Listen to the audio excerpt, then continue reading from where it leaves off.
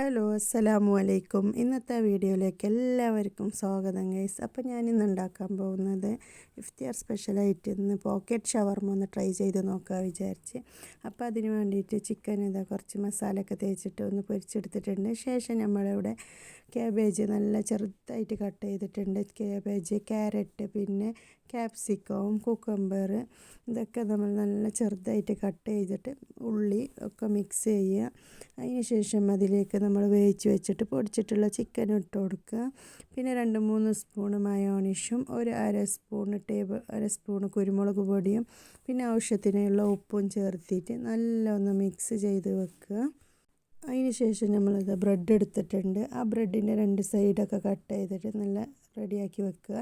ആ കട്ട് ചെയ്ത ഭാഗം വേസ്റ്റ് ആക്കണമെന്നില്ല, നമുക്കത് പൊടിച്ചെടുത്താലും ബ്രെഡ് ക്രംസ് ആക്കാം.